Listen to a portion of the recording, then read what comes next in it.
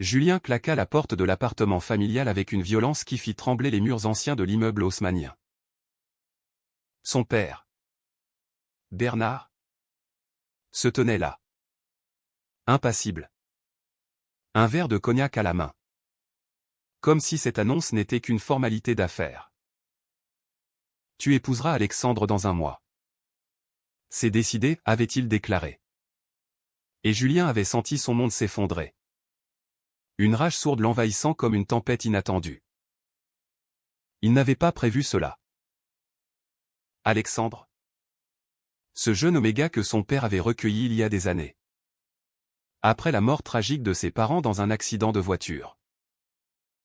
Bernard, un puissant industriel parisien, avait vu en lui un potentiel. Une pièce à placer sur l'échiquier de sa dynastie. Julien, alpha dominant de 28 ans, héritier présumé de l'empire familial, avait toujours maintenu une distance polie avec Alexandre.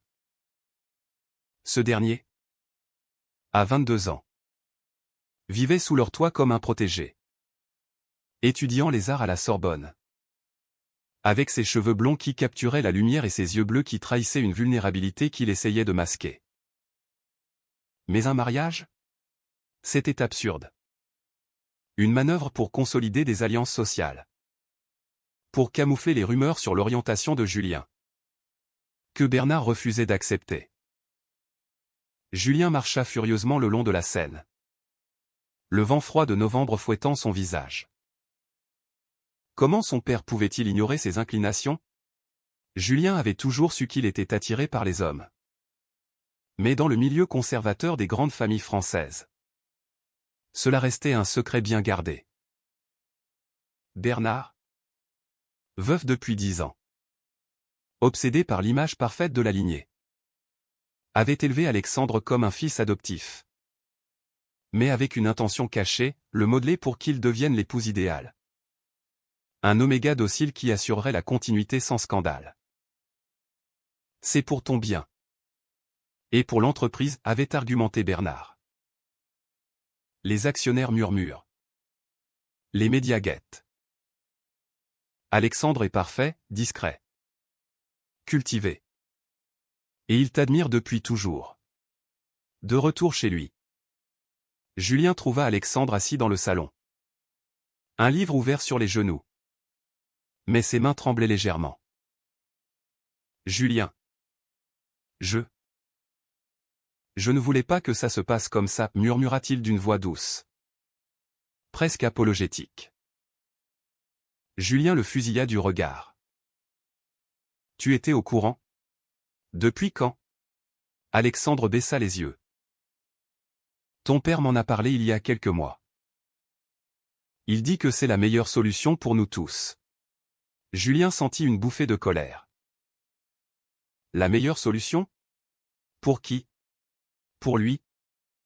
Pour préserver son empire? Et toi? Tu acceptes ça comme un agneau qu'on mène à l'abattoir? Alexandre releva la tête.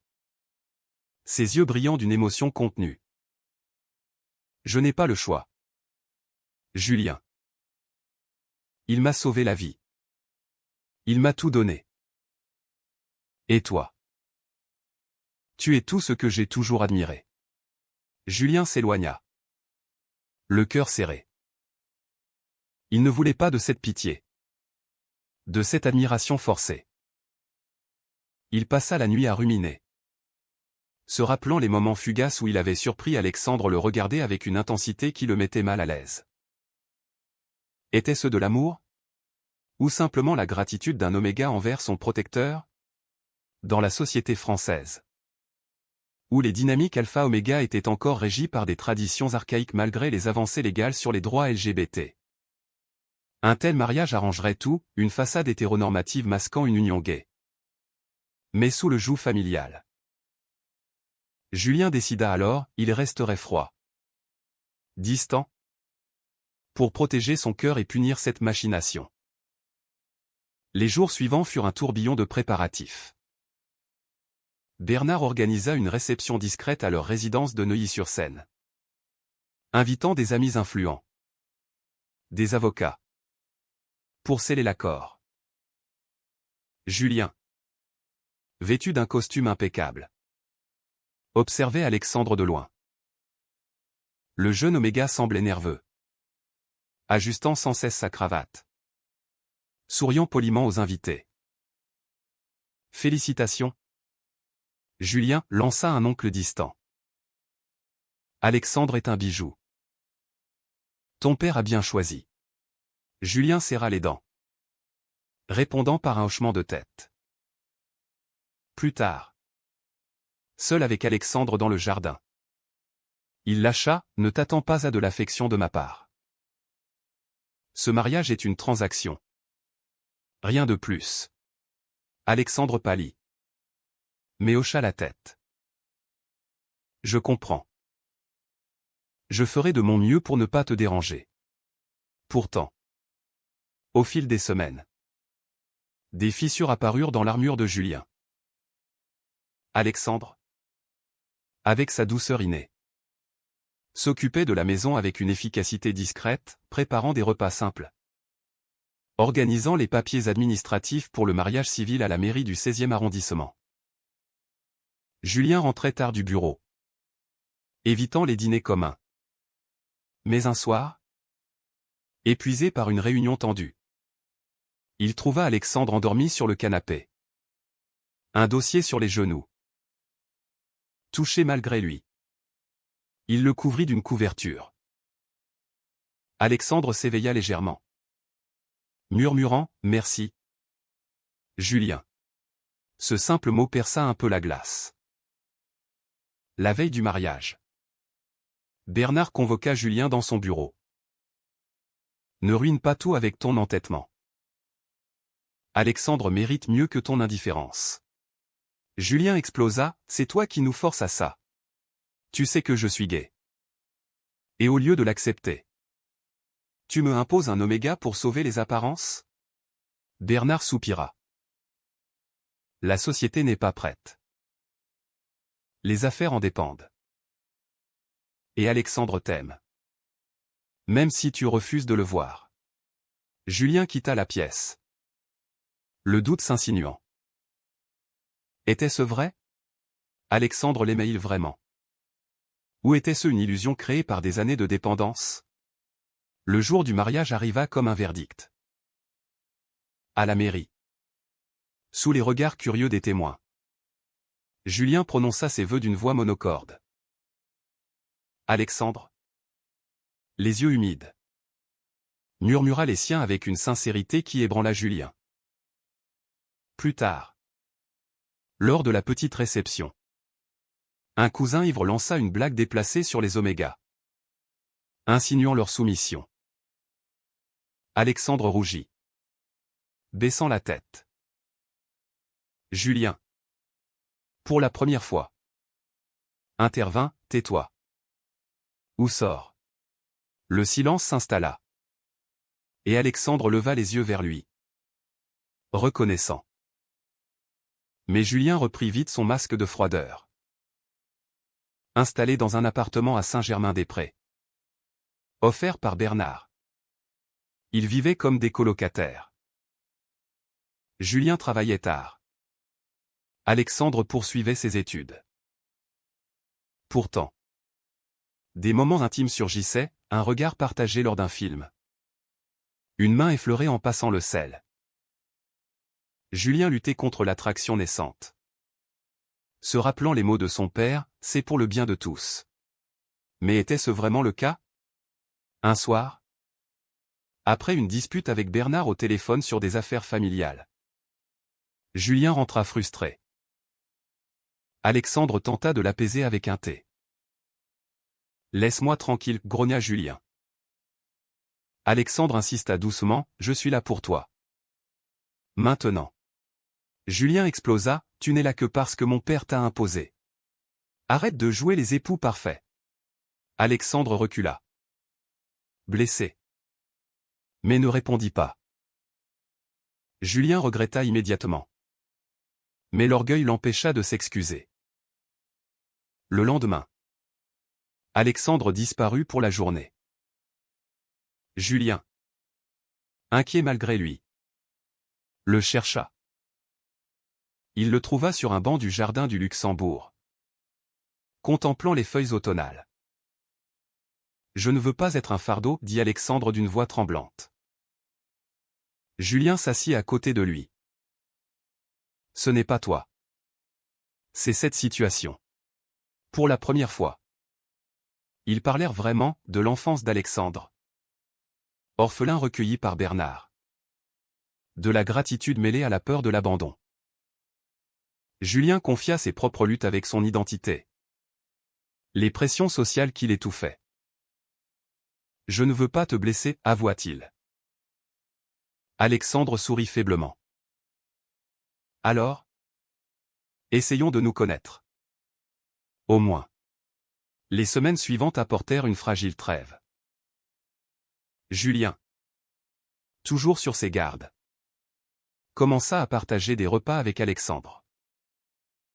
Le jeune Oméga, avec son enthousiasme pour l'art, l'emmena visiter des expositions au Louvre, où il discutait des toiles de Monet. Alexandre expliquant les nuances émotionnelles avec passion. Julien, habitué aux négociations d'affaires froides, se surprit à apprécier ces moments. Mais la société extérieure pesait lourd. Lors d'un dîner d'affaires avec des partenaires conservateurs, un collègue demanda « Et votre épouse ?» Alexandre est charmant. Mais dans notre milieu, on s'attend à une famille traditionnelle. Julien serra les poings sous la table, sentant le regard d'Alexandre sur lui, implorant silencieusement. Bernard, de son côté, maintenait la pression. J'attends des résultats. Des héritiers. Peut-être. Via adoption ou science. Julien raccrocha violemment.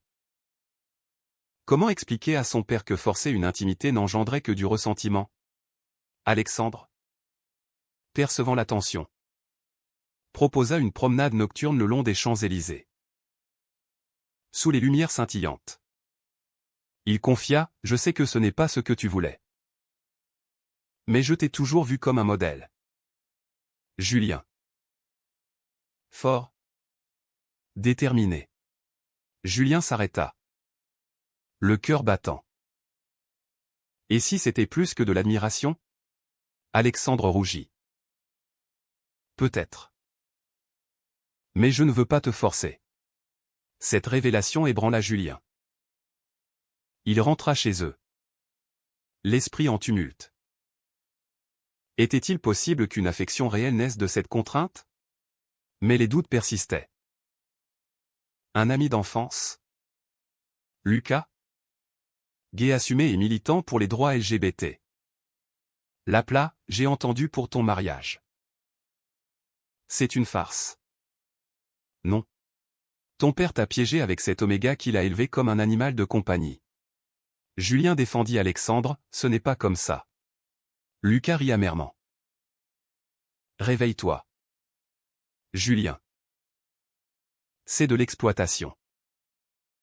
Alexandre est dépendant. Il ne choisit pas librement. Ces mots enterrent Julien. Il observa Alexandre plus attentivement, le jeune homme organisait sa vie autour de lui, anticipant ses besoins, mais avec une ombre de tristesse dans les yeux. Un soir, après une journée épuisante, Julien trouva Alexandre en train de pleurer doucement dans la chambre d'amis. « Qu'est-ce qui ne va pas ?» demanda-t-il, s'approchant. Alexandre essuya ses larmes. « Rien. Juste la fatigue. » Mais Julien insista. Et Alexandre craqua, « Je me sens comme un intrus. Tu es si distant. Et je sais que c'est à cause de moi. » Julien sentit une culpabilité l'envahir. Pour la première fois, il le serra dans ses bras. Un geste impulsif qui les surprit tous deux. Ce contact déclencha une vague d'émotion. Julien recula.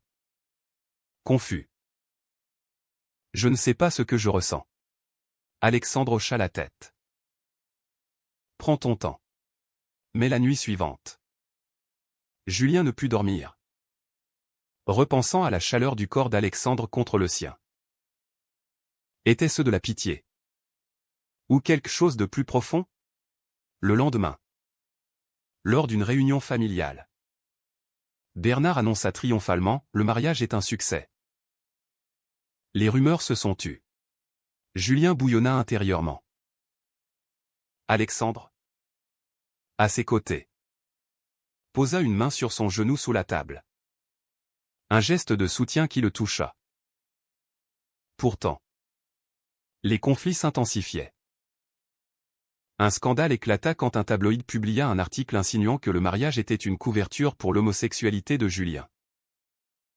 Bernard entra en rage, accusant Julien d'avoir été imprudent. « Tu as parlé à quelqu'un ?» Julien nia, mais soupçonna Lucas. Alexandre, paniqué, proposa « On peut partir ?» S'éloigner. Julien refusa « Non. On affronte ça. Ensemble. » Ils firent face à la presse. Julien déclarant publiquement « Mon mariage est personnel. Et je soutiens les droits de tous. » Alexandre le regarda avec admiration. Mais Julien vit la peur dans ses yeux. La tension culmina lors d'une dispute violente.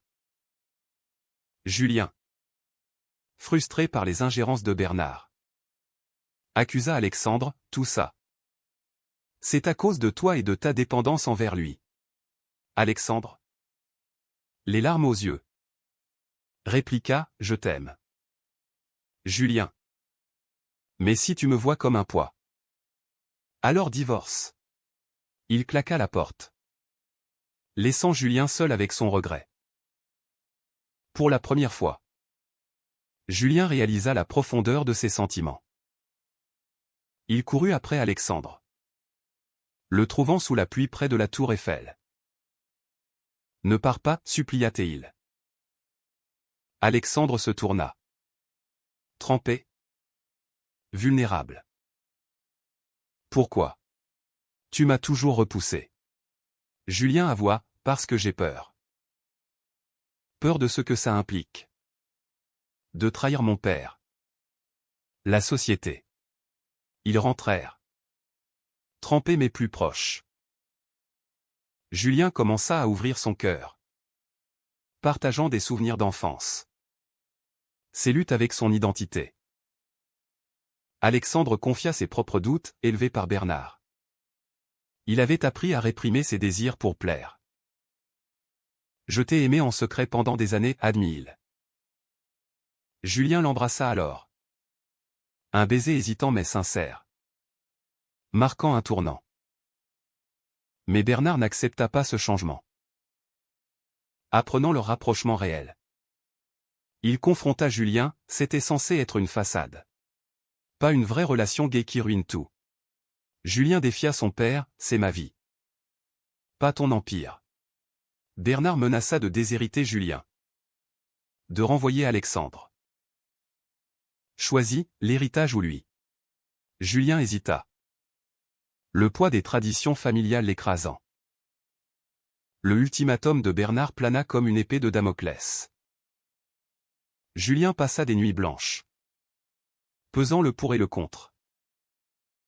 L'empire familial, bâti sur des générations de sacrifices, représentait non seulement la richesse, mais l'héritage de sa mère défunte, qui avait toujours espéré qu'il perpétue la lignée.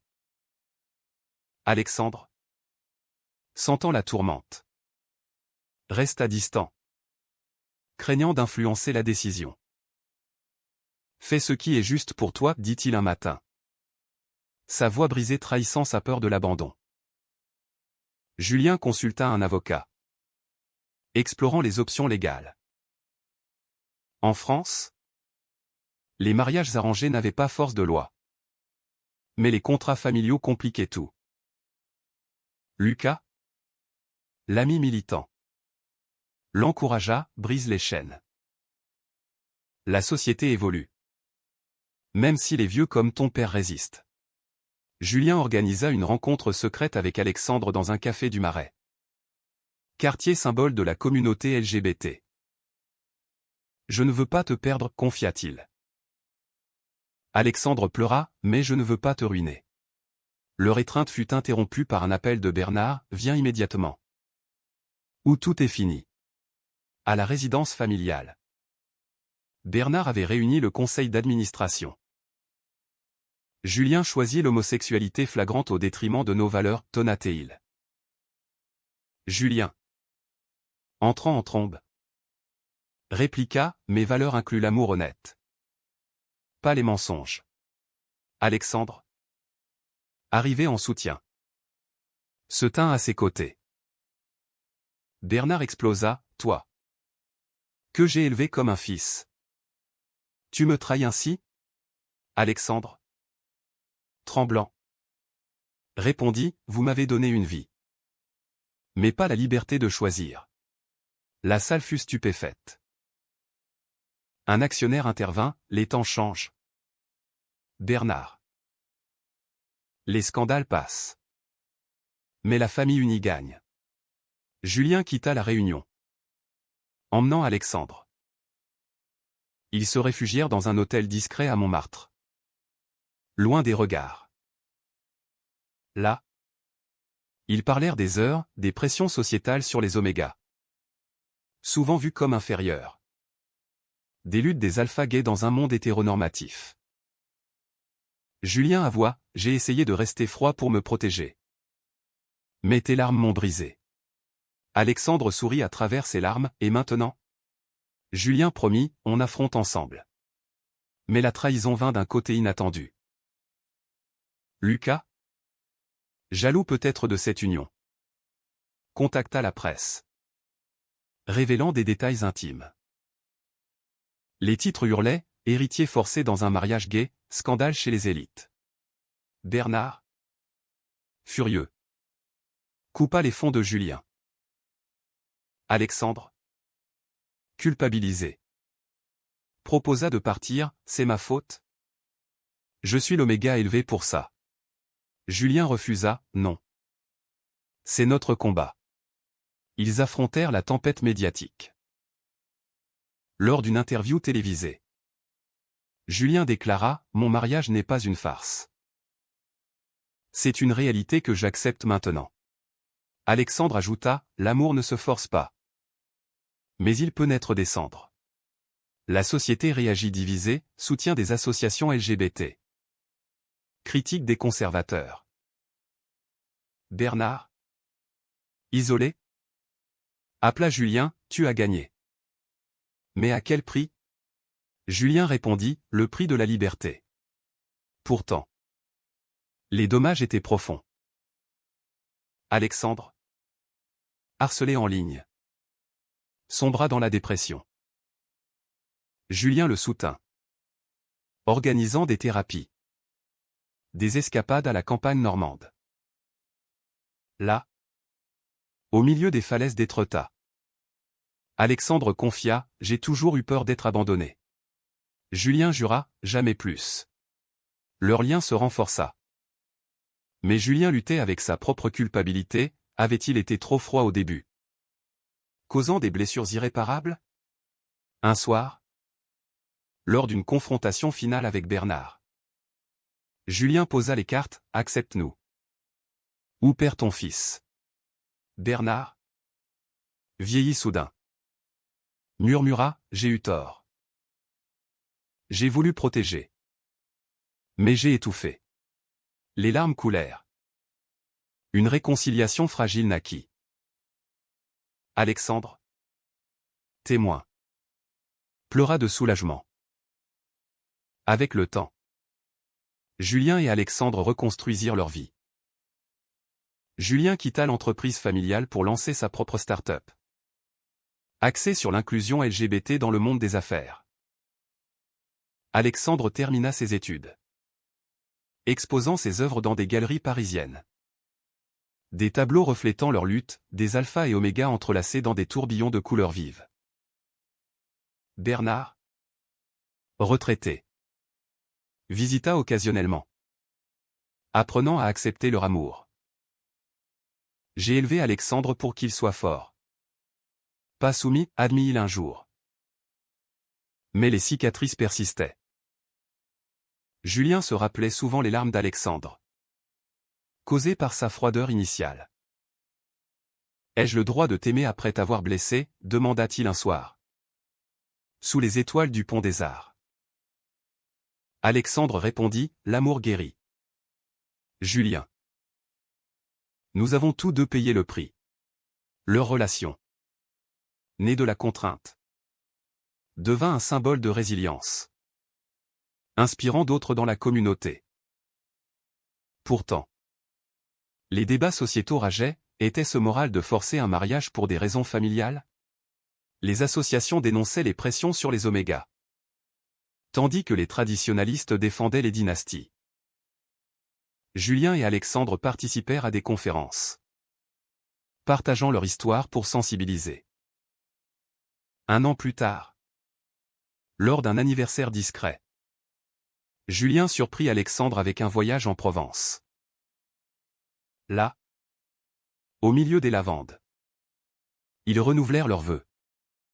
Librement cette fois. « Je t'aime » murmura Julien, embrassant Alexandre avec une passion longtemps réprimée.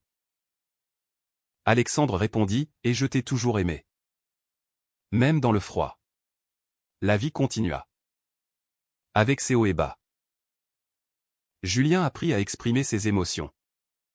Alexandre a affirmé son indépendance. Bernard, réconcilié, légua une partie de l'héritage, reconnaissant leur force. Mais la question persistait, dans une société en évolution. Les choix imposés peuvent-ils mener à un vrai bonheur? Était-il juste que Julien reste froid au début? Ou aurait-il dû défier son père dès le départ?